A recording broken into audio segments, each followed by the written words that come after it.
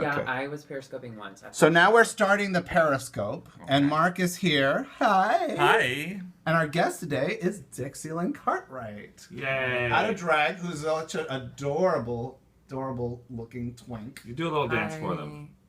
Do like the This wave. must be thrilling for people on the podcast to listen to. I'm dancing right now, everyone. I'm dancing. Oh Tell my gosh, Dixie got I some love moves. her. Hi. So, I was doing a Periscope, one of the first ones I ever did. It was after a show, and I was eating chips and drag because, hello, how interesting is Hashtag drag that? queens eating. And Kathy Griffin got on, and she was like, "Hey, girl." And I was like, "Is this the real Kathy Griffin?" And she's like, "Yeah." And then, boom, my battery died. Oh, my God. So she Phone thinks you turned hate her. off. Yeah, well, I'm Did sure you- she has no opinion on me whatsoever. I wish she thought I hated her, because then at least I'd be on her radar. But- So, kids, we're having an intervention with the narcissistic generation. Now, I say narcissistic with all love and respect. These are individuals who, maybe because of trauma, maybe because of neglect, they have an urgency to get attention from other people, and sometimes do so in a dysfunctional way. It's not just that. It's also, I read an article recently about the narcissistic generation. Hi, I read. And one of the things that I read was it like the phrase "you do you" and "haters gonna hate" kind of thing. So you're very narcissistic. You're seeking all this attention, and say somebody criticizes you. Narcissistic kids cannot handle the criticism, and I'm one of them sometimes. But like, say someone criticizes you, you immediately say, "Haters gonna hate." It takes all of any sort of ownership or any sort of focus on that criticism of you, and it puts the criticism back on them, like they're envious of you. And it takes all of the ownership, and it could be a valid criticism, you know? I mean, most of the criticism against me are not valid.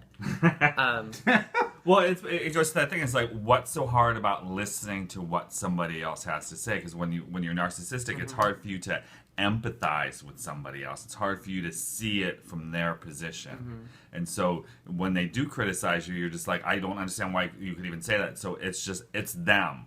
So you totally invalidate whatever it is they feel. I feel very sociopathic sometimes. I feel like I have difficulty with empathy, which is why I'm a drag queen. And I do the opposite. I mean, as soon as I get critiqued in any way, instead of saying what's their problem, I immediately, I multiply it 10 times in my head, that it's my problem, and I'm so oblivious to it that, because you can be so narcissistic, I feel, that you're oblivious to your own flaws because you're so obsessed with what you do well, or you become so obsessed with the flaw that you don't have time for anything else, and you can't hear what someone else is saying. I don't know. Well, and you know, in a lot of ways, we all have that quality to us, right? We're all in a situation where sooner or later we're going to need attention. Sure. I'll take over Periscope. Okay. We're all in a situation where we need to give attention to others because we're human beings, and when we're able to feel like we're being listened and heard, we connect. A big reason why sometimes when you're arguing with somebody and they keep saying the same thing over and over again, it's because they feel like you're not really listening to what they're having to say. And so a good strategy when you're arguing or fighting with somebody that you're close to is to make sure that they understand that you're hearing their point of view. Yeah. And it's about empathy. So narcissism is one part of this spectrum. Empathy is on the other side of the spectrum. Do I understand where that person is coming from? And when somebody says something mean about you on the internet, to me, it's fine if that person doesn't know me as an individual. But when it's somebody that I personally know, who I have a relationship, and you know who I'm talking about if you're listening, it hurts.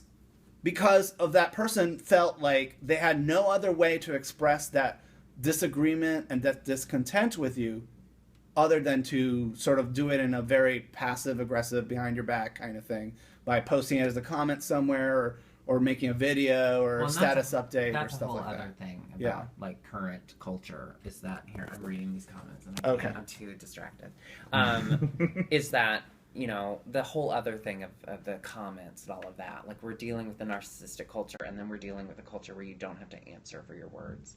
I mean, it is like, it's bad. It scares me. Like, I don't know, like I have nieces and nephews. I was just there this weekend to see them, and they're adorable and wonderful. And I'm like, put all the filters on all of their devices. Like, make sure as they age that they learn how to talk to people, and they don't. You know, I would hate to turn on. Well, Periscope won't be around when they're older, but to turn on something like that, and they're the kids that are sitting on the couch. Ask me a question. Ask me something. Some people are commenting, and they're saying that we're being ironic.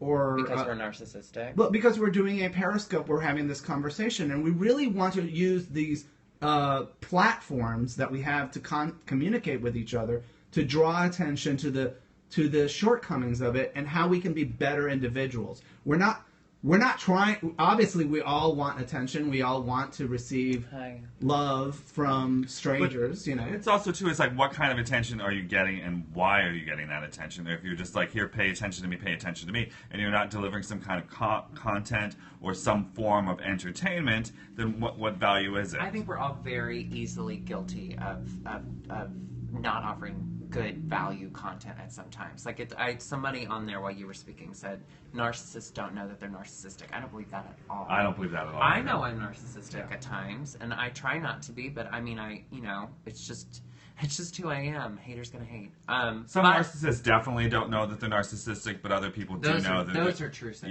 Yeah, those are more like sociopaths. But even I think they've said even sociopaths realize that they're sociopaths. They're just like, I just don't care. I don't care about I don't care that this person has feelings. That doesn't matter to me. What matters to me is me. Specifically to Periscope, I would always try to do something. Like, I'm either putting my makeup on, or I'm getting out of drag, or there's something that I would think that someone could find value in. But then there is a little community on there that start to just want to see you and talk to you, and that's where the narcissism for me kicked in, where I was like, I haven't Periscoped in a while. I'm just going to Periscope for the fans. But, like, it's for me. It's for me to feel important, and for me to, I do love hearts. them, and they're super sweet and wonderful, but... Are you getting hearts? Are people pressing the heart button? Of course. Okay, because keep pressing that heart button, because that's one of the tricks. Is like, the more hearts you get in a Periscope video, the more people will get to it. Keep it in your hand. So here we're going to give you five superficial rules on how to be a rock star on Periscope, and hopefully this will be useful to you, and hopefully you'll be a better person and communicate with each other and start the real revolution that will be televised. Someone just said, I find the value in the narcissism of Dixie's character. I like that. No, Dixie is very narcissistic. And she's very full of herself, and she's just awful. Well, do you think that part of their attraction to drag is that it sort of allows you to do it? Work through some of these demons? I don't want to work through it. I just want to let it loose. Yeah, no, you can do it. You could do whatever you want in drag. And Dixie's persona naturally happened to be... I feel like everyone's drag persona has at least one or two qualities that's exaggerated about themselves. And I feel like my narcissism and my intense insecurity just blew up as Dixie. Miss Sarah Andrews says, a narcissistic drag queen? Heresy. How could that happen? It's Periscope PG. So here's some. Before we get into those 5 important tips on making your Periscope awesome, here's one question. Devin, who's a big fan of Tranica, has a sincere concern. Is like, how do you handle people saying awful things about you on the internet when you put yourself out there as a video blogger or as a podcaster? Well, first of all, on your YouTube channel, you just delete those comments. You don't have any problem with deleting those comments. I have absolutely none, because it's, hey, it's my page, it's my website, it's my thing, it's my rules, And if you just have come just to hate, and I don't mind like criticism. I can handle criticism if it's constructive. If you're just like, oh, you're an awful person, that doesn't really tell me anything. You have to say exactly like, why am I an awful person, or help me come up with some kind of way to be a better person. And you can block them too. It says Rogue Star Kid. Yeah. And you can also, so if they're just haters that are just going to do that kind of stuff, you block them. That's Kara, Rogue Star Kid. Oh, we know them. Yeah, I have like a group of kiddos that watch me. It's super fun. It is very narcissistic. It's fun. Well, that's the thing. I do not take criticism well, I have to say. Devin is a sweet, sweet, sweet little doll. She's 12 years old. She's in LA. She's wonderful, but she, I think she, just like a lot of you know, preteens, teenage girls and boys are dealing with, like, taking criticism is hard. And yeah, I've learned to deal with it a little better, but, like, once I started to perform more regularly, it was like having to relearn or having to learn a whole new way to take criticism in a different environment. It's hard. And, like, I don't delete the comments, and it's not because I don't think you should. It's up to you. It's what you want to do. I like the comments because I like the rage sometimes. There is part of that, and you like to be like, yo, fuck you too, you know? But then there's also the people that come to your defense, and the people that are like, wait, that's not cool. And then you realize, like, for every, like, crazy internet troll, there's, like, 3 or 4, you know, just nice people who want to see you do well. I think for us that we're in such a, you know, most of our YouTube videos are not necessarily about us, but about us working with other individuals. And for me, you know, here's the little financial thing. It's like every episode of Cooking with Drag Queens costs between $1,500 and $2,000 to produce. That's because they pay the drag queens $1,800. We don't pay any drag queens any money. I got for paid that. 18. But the food, the equipment, the editing, the cameraman, the lighting, cleaning before and cleaning after, rehearsing the food, all that stuff adds up. And so I'm in a situation, I don't want anybody, whoever comes to our channel, to come to our podcast, feel like they're not welcome and they're not being cared for and loved and celebrated. And it bothers me when either that attack is geared towards us or to the drag queens. And I think RuPaul's Drag Race actually has done a really poor job of allowing people to be asset driven, to celebrate and lift up. And it turned everybody into a critic of contouring, of drag, things they know absolutely nothing about. You know, and I look at and read these comments on people's Periscopes and on YouTube videos, and they're like, "Girl, you need to learn how to contour. Your splits are terrible. Your death drop is dying." You know, and stuff. And I'm like, "You're getting free entertainment. Go fuck yourself." Really? Well, please go also fuck yourself. entertainment in disliking something. I mean, we all watch. Yeah. We all watch Hate terrible rage. people. I love that stuff. Okay.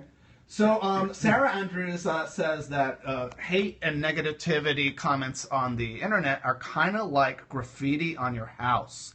Why would you leave it up on your wall? You would probably want to wash it off. Definitely. Graffiti busters. Sure. I think it's up to you and your stuff. If it's nasty, If you think the graffiti is beautiful, if it offends other people, I would take it down. If there was some sort of like racial slur or something, I would take it down. But if it's negative towards me, and it's like, okay, if that's your opinion, I have no problem with like a respectful opinion being on there. Will is asking if our parents had anything to do with it, if they've raised a narcissistic generation. And I actually feel like if you want to blame anybody, blame these corporations that in the last 40 years have been keeping the income levels the same, but the cost of living keeps going up and up and up and up. And so, yeah, some people are earning a lot of money in their jobs, but across the board, people are not spending FaceTime with their kids, and instead are doing FaceTime over the iPhone. Oh, and as a what consequence, a nice double. Thank There you you go. FaceTime. And as a consequence, I think actually we're a very lonely generation of people, and I think that loneliness is an epidemic in this country, and it's meant to control people politically. And if you want to bring political change, you create ways of people to come face to face with each other, and so that's why I think Periscope and podcasts are very powerful platforms, because they allow people to start talking about their feelings and emotions in a way that actually engages a larger group of people. I agree, but I do feel like there's a little bit of inauthenticity there in dealing with the indirect contact or the one-sided contact. I like how Periscope has the comments and you can, kind of interact, but it's still sort of anonymous in the way that you're on display and they're not. And that's just not how, I'm a super awkward social person, and people will reach out to make friendships with me, or not even that, even just to be an acquaintance, and I don't know what to do. And then I end up ghosting because I'm just like, I want to be your friend, I just don't know how. And it's because I grew up I was the gay kid. So, you know, like I hung out with other nerds or weirdos, but then I'd go home and I'd be alone. And I didn't have social media or anything to even reach out in that respect. So, I guess it does have to do with your upbringing. Yeah. Okay, so here are the 5 tips of Periscope to reward the people who are still watching. Number 1, consider what time you post your Periscope, because if you do it at 2 o'clock in the morning, who's going to be watching you? Know when your audience is alive and awake and shareable. Do you guys think like 10 minutes is a good length, or 20 minutes for a Periscope? Is there a finite amount of time? I'm into 5. 5 minutes? I'm into like...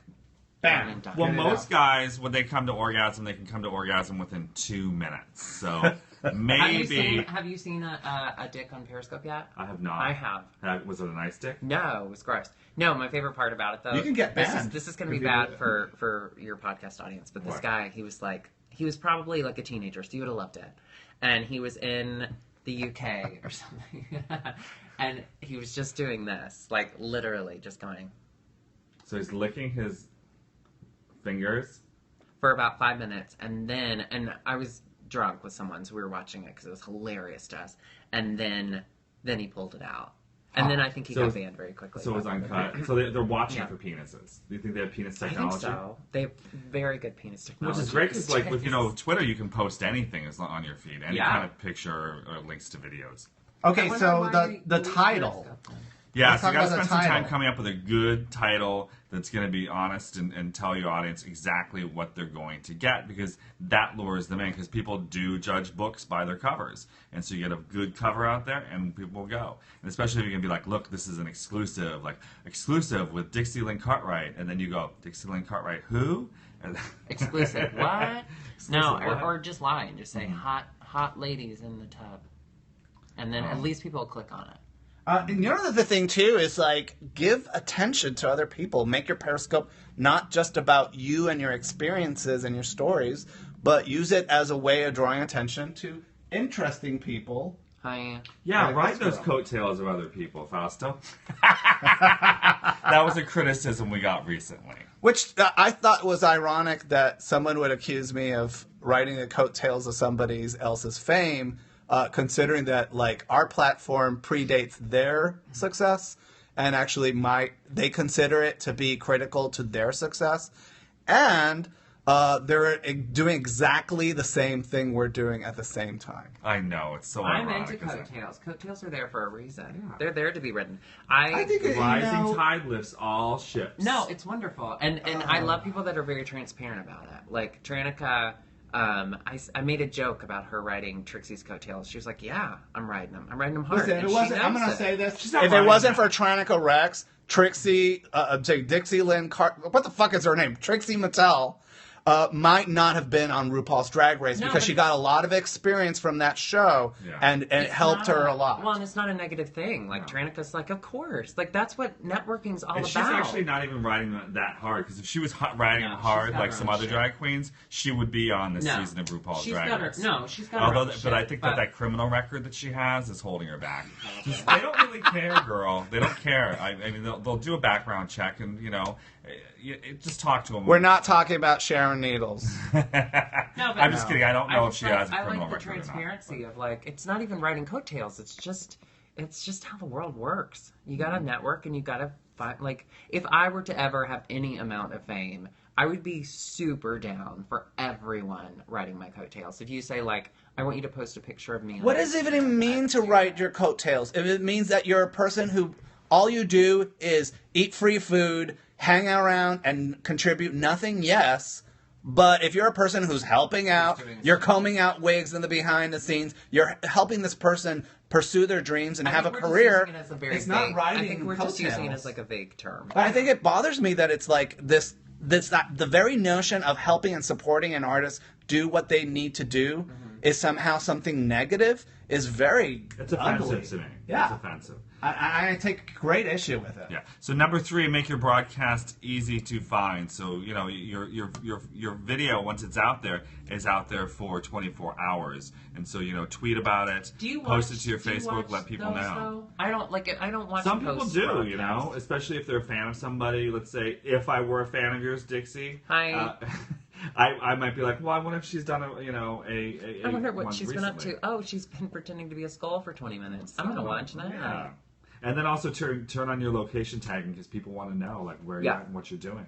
Yeah. And if you're in show business, be prepared for eventually some of your friends, some of your close networks, some acquaintances are going to get very successful, and they're just not going to be able to stay in touch with you. And that's okay. And then also to number 4 is like respond to comments live because people are at this moment writing things and sending hearts, and you want to do shout outs to people. You don't want it to be like a litany of like, hi Brittany and Hi Kansas, Roadstar Kid. hi Lozetta from Brazil. Hi Devin. Hi, it's like that's not compelling content, but you do want to, if somebody has a legit question, they have something to contribute, you want to engage with them because that's part of the beauty of this platform. Yeah, there's a guy in New York who I follow because he's like a Broadway person, but he says hello to everyone that enters the room, and it's intense. Like, he eventually gets to questions and all of that, but if anyone says hi, he's like, hi, whatever your name is, and it's like, dude. Well, sometimes, when I did it, it's kind of, here, let me hold it, because then sometimes it's hard to actually, like, read their names, because you're like, what is it supposed to be? Chicago Red, hi, that's Margie. Hope and Lamb. I think when you're just addressing people you know on Periscope, it's rude. You feel left out. That's very, very true. More hearts for that, honey. And Press Mark, some hearts. another mistake you're actually making It's is not that point- you look at the comments Yes. to entertain you, Right. but you're not considering the top of Yeah. the screen, which Yeah. is what most people can see because the comments block Yes. the lower half of the Sudandras screen. say it's alienating for those people that aren't vocal, too. So that's a point there. you Well, know? get on it. That's on them, bro. So listen, and we're going to wrap this up, Well, but it's like... the final one, number Wait, 5. before we get to the Okay. final one, I just want to say it's like you're trying and doing things and getting out there is the most important thing. Sharing and telling your stories is really, really vital to bringing about change in society. That's why we have marriage equality, is because we have Periscope and Facebook and podcasts and videos to get the word out of what it means to be a second-class citizen in the United States.